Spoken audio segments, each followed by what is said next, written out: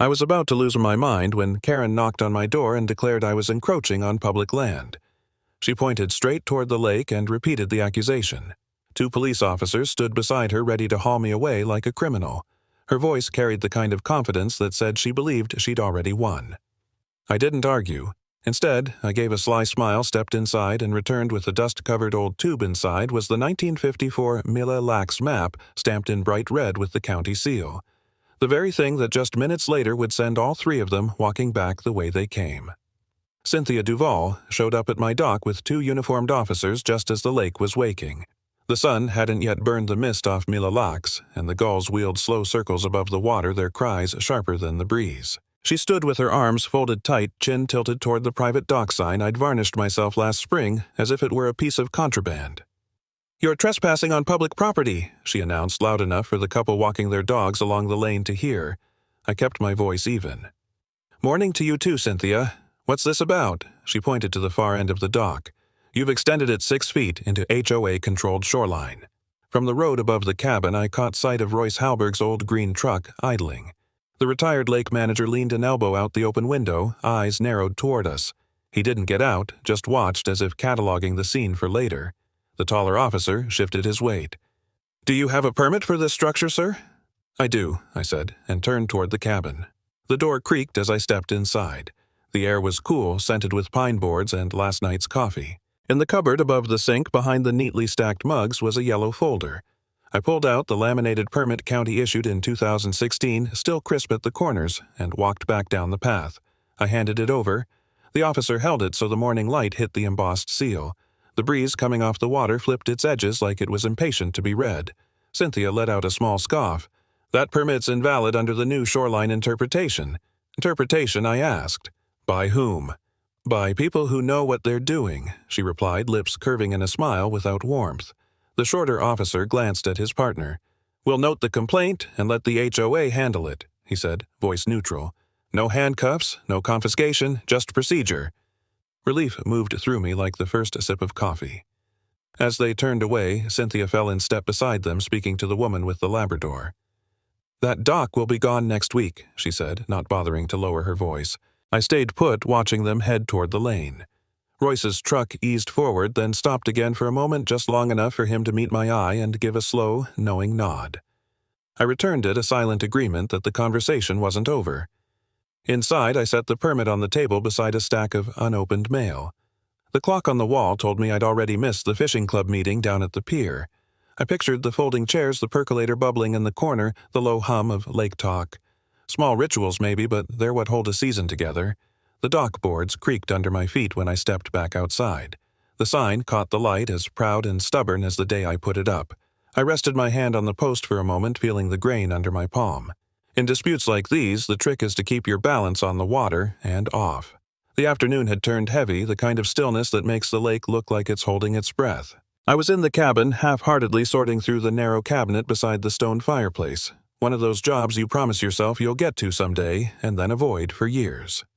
The shelves held old tax receipts, a cracked thermos, a few fishing licenses laminated in the clumsy plastic I used before I learned patience. When I pulled a stack of manila folders forward, something slid out and dropped onto the floor with a dull, padded thump. I bent down and found a thick yellow envelope, edges softened with age. The handwriting on the front was done in a steady, almost architectural script, Mille Lacs County Survey, 1954. I straightened up slowly, feeling the way the moment pressed in. Outside, the gulls were quiet for once, as if they knew better than to break the pause. Mary Beth, leaning in the doorway with a dish towel slung over her shoulder, raised an eyebrow. "What's that? Something we didn't know we had?" I said, brushing off a trace of dust. The paper inside made a dry, papery sigh as I eased it out. A map, larger than I expected, unfolded across the table in sections, crisp folds despite its decades. The ink was a blue so deep it had almost turned black, and in the lower right corner, a surveyor's signature flowed across the page in confident loops. "County stamps," I murmured, tracing one with a fingertip. "And look, coordinates marked along the shoreline." Mary Beth stepped closer, peering over my shoulder. "This shows our property line." "Shows more than that," I said. The thin lines reached into the lake, marking anchor points exactly where the dock sits now. If this is authentic, it predates any HOA by decades. She set the towel on the counter. You should call Royce. He'd know if this kind of document holds up. I nodded, but kept looking at it. I will. But first, let's make sure it's not just a copy. The late sunlight angled through the lace curtains she'd hung years ago, spilling across the table in a gentle grid. I lifted the map toward the window, the paper glowing a soft gold. That's when I saw it, the county seal not printed but pressed deep into the fibers. It caught the light at a shallow angle, a perfect emboss that couldn't be faked with an office stamp. I exhaled through my nose. This is the real thing, Mary Beth smiled faintly. Then we've got more than just a permit to stand on. Exactly, I said, already reaching for my phone. I laid the map, flat careful to smooth the creases without stressing them, and began taking photographs from every corner, including close-ups of the seal and signature. Each shutter click felt like tucking away another layer of insurance. I even took one with a ruler laid along the edge in case anyone wanted scale. Make a digital backup, she said, and don't leave it on the table. You know how coffee cups wander. I slid the map back into its envelope and placed it in the desk drawer right on top. Temporary home, I said. The cabin smelled of sun-baked wood and a little dust. The air felt warmer, not from the weather, but from the quiet thrum of possibility. I was just about to close the drawer when movement outside caught my eye. Through the cabin window across the lake's glittering surface, I spotted a figure on the opposite shore, Cynthia. She had her phone up, lens pointed directly at my dock. The bright reflection of the screen flared as she adjusted her angle, snapping photos in deliberate succession. Mary Beth followed my gaze. She's documenting something. Yeah, I said, keeping my tone even. So am I. Royce knocked with the back of his knuckles, a polite thud that carried the weight of habit. When I opened the door, he was there with a long weathered map tube tucked under his arm like a fisherman carrying a favorite rod. His cap was pushed back just enough to show the white ledge of his eyebrows. Afternoon, Len, he said. Heard you found something that belongs to time. Come on out to the porch, I told him. The late light had set the lake to its usual small talk. Ripples ran in thin, shingled lines toward the reeds, and out beyond aluminum boats winked their way over the water like beetles. Before I could ask about coffee, he glanced toward the lane where the HOA board likes to park during meetings and said almost conversationally, Cynthia's got a history with boundaries. The kind that shift when she needs them to. I held the door with my hip and nodded. So, I've noticed. Mary Beth appeared with 2 tall glasses of iced tea condensation already beating down the sides. She set them on the small table between the 2 porch chairs and gave Royce the kind of smile that says we're grateful for witnesses. I brought the yellow envelope from the desk and slid the 1954 map out with both hands. Royce watched me as if we were unwrapping a relic. Mind if I touch? He asked. Be my guest. He laid it flat across the table, smoothing the creases with the soft heel of his palm. Then he popped the cap off his own tube and unfurled a reference copy. Newer paper, same bones. He lined them up so their lower right corners kissed, and for a moment we stood shoulder to shoulder, 3 adults staring at blue lines like children looking at a treasure map. County Archival Original, he said, tapping the embossed seal on mine with a blunt forefinger. You can see the pressure in the fibers. That's not a Xerox job. He shifted to his copy and dragged a knuckle along a set of numbers. Survey coordinates. These match to the 10th on my reference print. I'd bet my last lure they match your anchor points, too. They do, I said. I measured when we installed the pilings. Kept the notes. Old habits write it down, save the proof. He nodded, pleased. Under state statute, recorded and archived plats have precedence over later interpretations, unless lawfully superseded and filed. It's not glamorous law, but it's good law. People forget that lakes have paperwork. Mary Beth leaned against the post arms, folded lightly. Will it hold up if the HOA decides to make this a public show? If the board plays fairs. Royce said. If they don't, there's still the county. And there's always the court of the neighborhood. Folks understand what a seal means even if they can't quote sub-paragraphs. He pointed again this time to a fine hatch that marked the shoreline easement. See this jog here? That's the old high water mark. It's what your permit relied on in 2016. The HOA didn't move that line last year with a meeting and a printer. And Cynthia, I asked. He looked past us to the lake. Years back, a friend of hers wanted a little extra room for a boat lift. Cynthia floated the idea of a minor reclassification of the shoreline to help him out. Didn't happen. She took it personally. That sounds familiar, I said, and the porch floor creaked as the afternoon shifted its weight. Royce set his hands on the table like a referee at rest. Your map is sound. Your dock's within line. If they want to fight it, they'll have to fight the county ledger first. We drank in companionable silence for a minute. The ice knocked lightly against the sides of our glasses and the lake gave a low, warm slap against the pilings. Somewhere, a screen door slammed, followed by a child's shout that didn't need translation. Next steps, I asked. I'd photograph every corner and file a digital backup in at least 2 places, Royce said. Then, I'd get a modern survey to mirror the old coordinates. It's not required, but it's persuasive. Old map and new GPS make a hard pair to argue with. That was my thought, I said. Evan can help with the notary and filing. He smiled at the mention of my son. A lawyer is a fine thing to have when people start redefining nouns. Mary Beth slid a coaster under the map tube. Let's not give humidity any extra help. We were still chuckling when my phone buzzed on the porch rail. The subject line sat there like a small, bright siren. Notice of violation. Action required. I opened it. The HOA letterhead populated the screen, followed by a neat paragraph that started with unauthorized structure and ended with remove within 10 days, or face penalties complete with a line about possible fines and further enforcement. I handed the phone to Royce. He read it once then, again slower. They didn't waste time, I said. They rarely do when they're trying to get ahead of the facts, he said. Notice the missing signature, and no citation to county filings, just updated interpretation, as if those words carry a badge. My chest felt tight and hollow at the same time, like the feeling you get when a storm misses you by a mile and still manages to move the furniture. Mary Beth set her glass down with a click that sounded louder than it should have. "We'll respond," she asked. "Yes," Royce said, politely with documentation. "I'll draft a note you can send back tonight acknowledging receipt and requesting the underlying map and minutes that support their claim. Ask for the custodian of records. Ask 3 times if you need to." He rolled his copy back into the tube, then carefully helped me roll the original. When he capped mine, he pressed his palm on it a moment longer than necessary, as if giving the past a benediction. "Len," he said, leaning back in his chair, eyes narrowing the way they had when I first opened the door, "they're moving faster than I expected." Out on the water, a boat motor coughed to life and settled into a steady, distant hum. The breeze shifted, carrying the smell of cut grass from somewhere up the lane. I slid the yellow envelope back into the desk drawer, the top drawer, the one you open without thinking, and felt the faintest shiver under the floorboards, whether from me or the house, I couldn't tell. "Then we'll move like we're older than they are," I said. Slow and in the right direction. The surveyor's office smelled faintly of copier toner and fresh coffee, though the styrofoam cups stacked by the machine looked like they'd been there a while. Overhead, the fluorescent lights hummed softly, washing the beige walls and laminated maps in a flat, no-nonsense glow.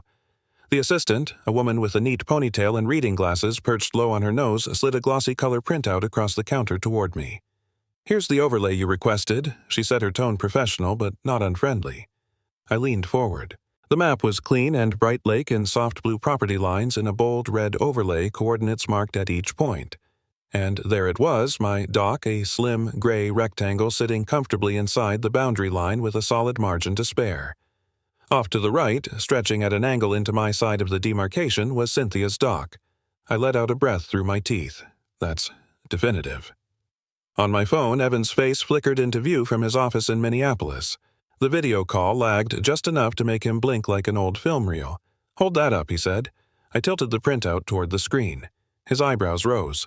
"Looks like the 1954 map got a 21st century endorsement." "Matches exactly," the assistant said, tapping the GPS coordinates along the bottom. "Survey taken last Thursday with RTK accuracy cross-checked against county GIS data. Your shoreline line hasn't shifted, not legally anyway." Evan's voice carried that clipped, measured tone he used in court prep. "Get that notarized and file it with the county recorder immediately. The original map is gold, but this gives you something no one can call outdated. I'll stop by the notary on my way back," I said. "And I'll keep digital copies in 3 places." "Good," Evan said. "And Dad, don't wave it around. Make them ask for it." The assistant handed me an envelope stiff enough to keep the printout flat. "Here's a copy for your records. There's a PDF in your email, too." Outside, the late summer air felt sharper than it had when I walked in, the kind of breeze that rustles the top leaves without touching the lower branches. I slipped the envelope onto the passenger seat, belted it in out of habit, and drove back toward the lake past stretches of roadside goldenrod and the glint of aluminum boats in the distance. By the time I reached the cabin, the sun was lowering, laying a long gold path across the water toward my dock. The dock I now knew was unquestionably mine. I set the envelope beside the yellow one in my desk drawer, the old and the new leaning against each other like partners in a waltz. I had just sat down with a mug of coffee when my phone buzzed.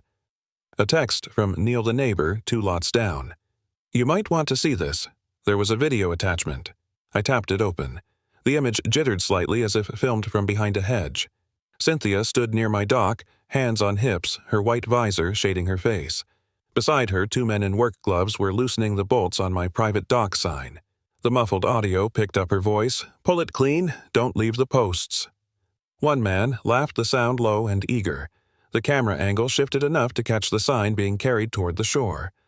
My pulse thumped not in surprise but in recognition. This wasn't HOA procedure. This was personal theater.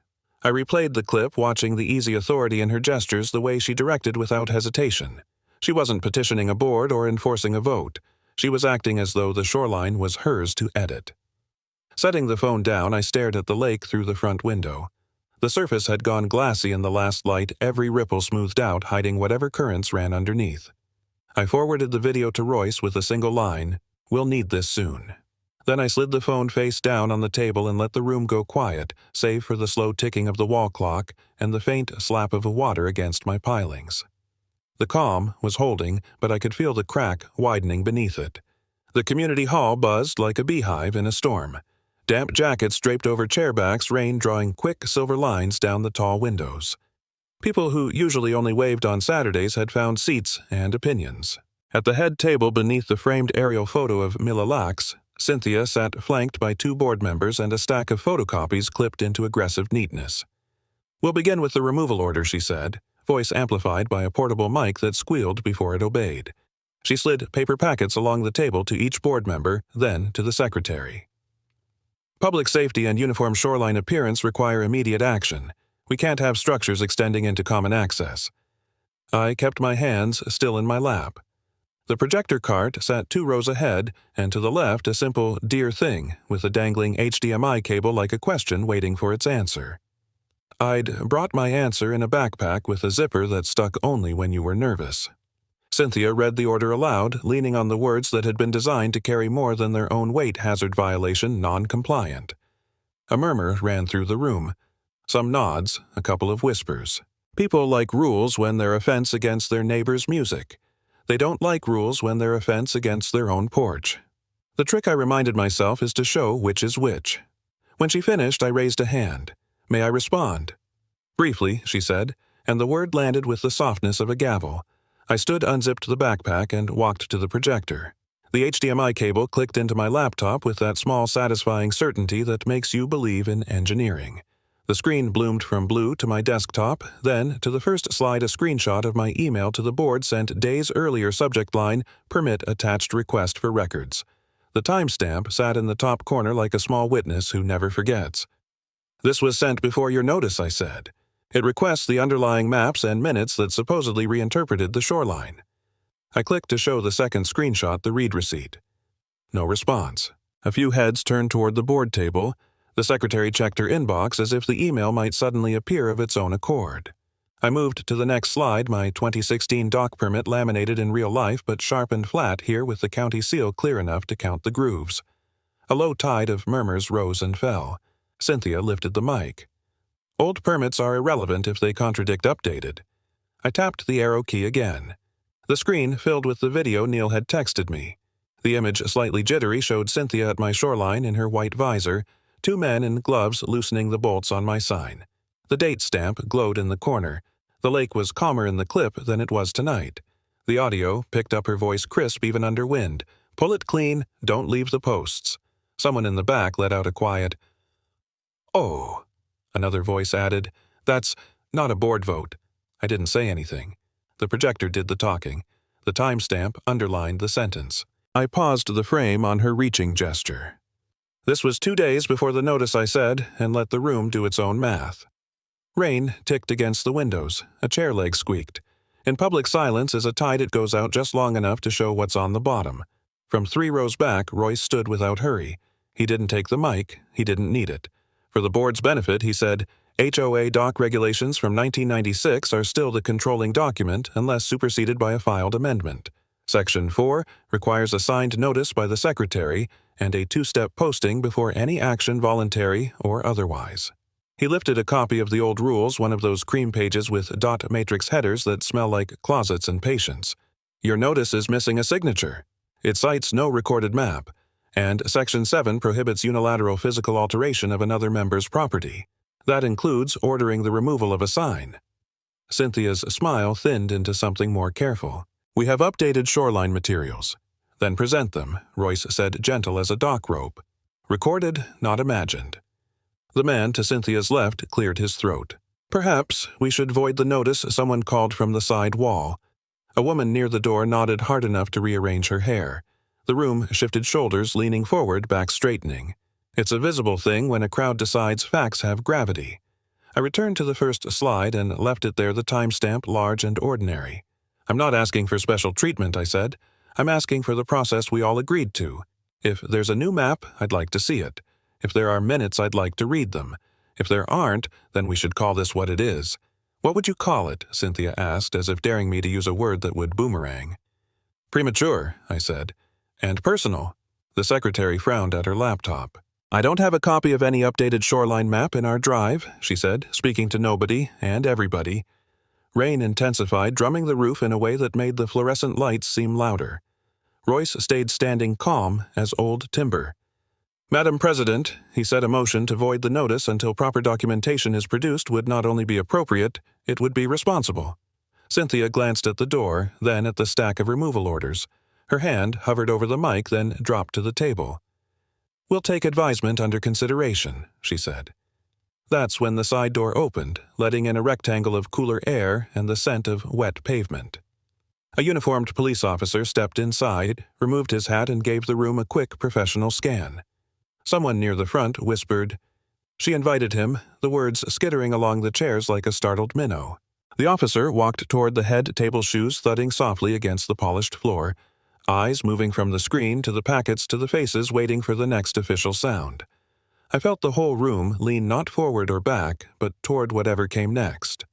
The fluorescent lights in the HOA hall hummed with the kind of steady, nerve-prickling sound that makes you aware of every breath you take. The tables had been rearranged since the last meeting. Cynthia now stood in front of a rolling whiteboard, a glossy sheet of printer paper clipped to its top edge. She held a long pointer, the kind you'd expect in a grade school geography lesson, and tapped the image. This, she said, is the current shoreline map reflecting the most recent measurements. It supersedes outdated surveys, and as you can see, Mr. Carver's dock extends into HOA-managed water. The map was pixelated even from the second row. At the bottom, the faint watermark of some generic real estate mapping site wavered under the fluorescent glare. No seals, no signatures, just a bright red line scrawled where she wanted it to be. Behind me, I heard Royce shift in his chair. His fingers tapped the rolled tube of my 1954 county map, the rhythm steady like a cue before the curtain goes up. I stood. Madam President, before we accept an online image as authoritative, let's consult what the county itself recognizes as the legal record. Royce rose with me, stepping into the aisle. He carried the tube forward, laid it on the long map table, and with a practiced twist unfurled the heavy paper. The scent of old parchment mingled with the damp wool of jackets. The creases lay flat under his palms. The embossed county seal caught the light, its grooves dark with history. This, he said, is the Mille Lacs County Survey of 1954, still archived at the courthouse, still binding under Minnesota statute. He gestured for me to bring forward the GPS overlay from last week's survey. Side by side, the lines matched as neatly as dock planks my dock well inside the boundary, Cynthia's extending past it. I tapped my phone, putting Evan on speaker. His voice came through crisp, despite the hall's poor acoustics. County Code 42.17 states that in shoreline, disputes the recorded survey of highest official provenance takes precedence over all others unless superseded by another recorded, notarized, and filed survey. The 1954 map qualifies. An unverified web image does not. The police officer, still leaning against the side wall, stepped forward. From a law enforcement perspective, he said, I see no legal basis to remove Mr. Carver's dock or signage. Any attempt without proper authority could constitute property interference. A ripple moved through the room, some relief, some irritation, and from Cynthia a stiffness around the mouth. The HOA chair, a man who'd been silent until now, cleared his throat. Given this presentation and corroboration, I moved to withdraw the removal order. All in favor, hands went up 5 of 7. Opposed, 2 hands, 1 of them. Cynthia's rose like reluctant flags. Motion carries, the chair said. Mr. Carver's dock remains. Ms. Duval, you'll arrange restoration of the removed sign and reimburse the cost of the GPS survey. I didn't gloat. I didn't need to. Royce rolled the map slowly, its paper sighing like something satisfied. From the back of the hall, someone whispered just loud enough for me to catch, the audit will find more than just this dock mess. I glanced toward the voice, but saw only shifting jackets and the glint of rain on the window. The fight was over, but the air carried the faint electric sense that another was already forming offshore. The lake was still as glass that morning, the kind of calm that made each hammer tap sound like it carried across to the far shore. Royce held the cedar post steady while I set the brass screws into the pre-drilled holes, the private dock sign gleaming a little in the early sun. The metal letters caught the light with each turn of my screwdriver, throwing tiny flashes out toward the water. We didn't talk much. There was no need. The scrape of wood, the whir of the bit, and the faint calls of loons out on the lake filled the space between us. When the last screw seated flush, Royce stepped back, gave a single approving nod, and brushed sawdust from his flannel sleeve. On the porch table, an envelope sat, waiting, a crisp white rectangle with the HOA's return address printed neatly in the corner. I let it be for the moment, the morning too fine to start with paperwork. From the path above the shore, 2 neighbors paused with coffee mugs in hand, offering a wave and lingering just long enough to watch Royce tighten the last bolt on the signpost. Word had traveled. People were curious. Later that day, the contents of that envelope came into focus at the community hall, an audit summary from the interim HOA board. 3 dock permits, all signed under Cynthia's tenure, had been approved outside the required process. 1 belonged to her, another to her brother-in-law, the third to a close friend. The violations were technical, but undeniable. By the end of the week, Cynthia had been removed as president in a special vote. The board appointed an interim slate and set about revising the dock regulations, new clauses requiring triple verification for any structural change and a public posting period before approval. No more quiet favors. No more bending the line to suit personal shorelines. I sat in the back row during the vote, Royce beside me, a folded copy of the 1954 map in his lap like a badge. The motion passed unanimously. A certified duplicate of the map was to be placed in the county's public archive, free for anyone to consult. Afterward, we walked out into the crisp autumn air. Leaves along the shoreline had begun to yellow, their reflections stretching across the ripples. Royce paused at the dock, his hand resting briefly on the sign we'd reattached that morning. "Feels different now," he said. "It should," I replied. "It's ours again, everyone's." That evening I brewed a pot of coffee and sat at the kitchen table with my laptop. A new email pinged into my inbox. The subject line read, "Interview request, protecting property rights at the lake." The sender was a local reporter I knew by name. I stared at it for a moment, the cursor blinking beside the unopened message. Outside, the last of the day's light slid behind the trees and the dock sign stood in silhouette solid against the calm water. The grills went hot just after 3 when the wind came down the lake in clean, cool sheets and made the smoke travel in straight lines. The fishing club had decided to hold the fall cookout on my dock, part celebration, part superstition, as if standing on the boards together would fix them more firmly to the posts. Folding tables appeared as if summoned, covered in checkered cloths. Someone set a boombox on the end post and tuned it to polka for a laugh. Laughter traveled easily over water, so did the smell of walleye and onions in foil. Mary Beth moved through the small crowd with that librarian's grace of hers, making introductions where they were needed, remembering names where I would have fumbled. Earlier that day, she'd placed a framed scan of the 1954 map in the community center next to the corkboard with church potlucks and lost dog notices. I'd stopped to look at it on my way back from buying charcoal. The old lines under glass looked steady, as if the map itself had taken a deeper breath now that it was allowed to hang in the light. Royce arrived with a cooler that could have doubled as a canoe, cracking it open to show off deviled eggs and a slab of smoked trout he'd rescued from a friend's freezer. He leaned on the rail, watching the boats ghost by with their motors lifted. October is a quiet month on Mille Lacs, when even the loons keep their opinions to themselves. "You got good screws in that sign?" he asked. Not looking at it the way a doctor asks about a scar he knows is healing. "Brass," I said. "Seated yesterday morning." "Good," he said. "Brass remembers." Neighbors filtered in their jackets zipped to the chin paper plates balancing buns and stories. The interim HOA board set up a short, shy table near the stairs with handouts titled, "Know Your Shoreline Rights." Someone had run the pages through a copier that left a faint gray line down the middle. The imperfection made me trust them more.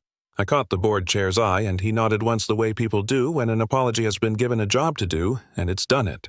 When the food had made a first pass and the children had settled into the ritual of tossing stones and naming them, someone called out for a few words.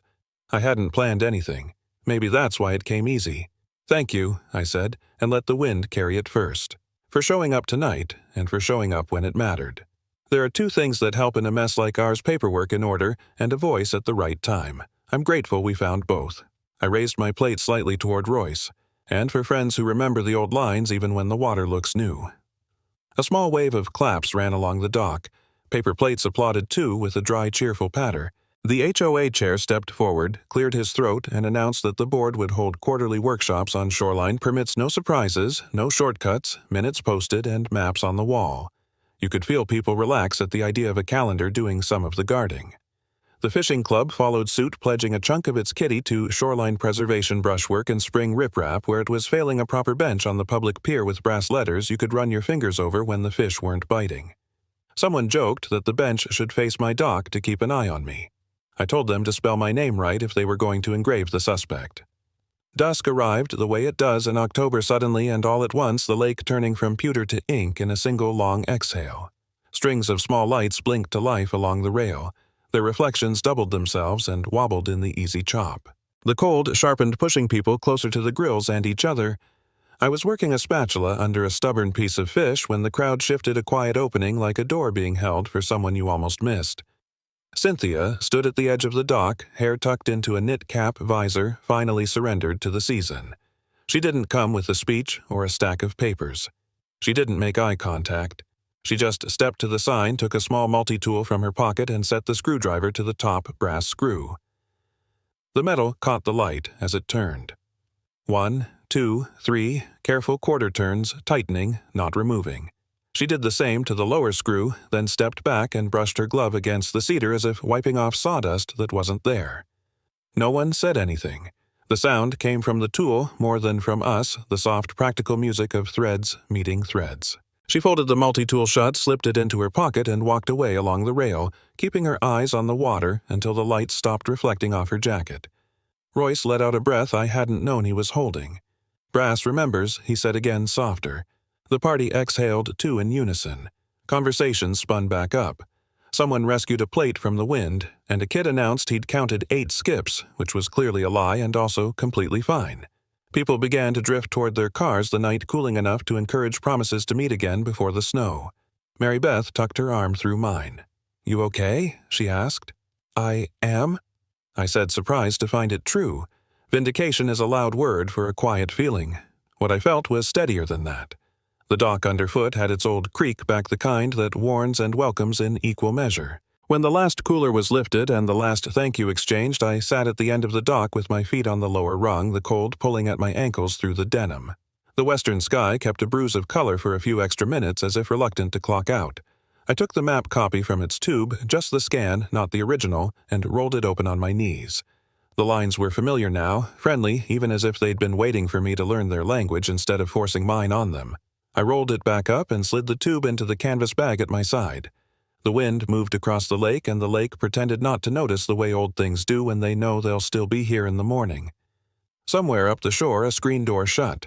A dog huffed once and surrendered to sleep. I rested my palm on the cedar post the sign was bolted to, feeling the faint tick of cool metal beneath wood. The line between mine and not mine lay out there in the dark, invisible and exact, like a thought you can't quite say but would recognize anywhere. It never speaks, not in words we hear, but it remembers. And if you listen right, if you keep your papers close and your voice steady, you can remember with it. That evening, the dock felt different, steady underfoot, the brass screws warm from the day's sun. The map hung safe in the community hall, now its lines no longer a point of argument, but a quiet promise. I learned that standing your ground isn't just about winning, it's about leaving room for others to step back onto it. Sometimes the storms we fight through wash the shoreline clean, making space for better ties. And even the hardest boundaries can carry a little grace if we choose to keep them. Has life ever handed you a second chance in disguise? I'd love to hear your story in the comments or when you stop by next time.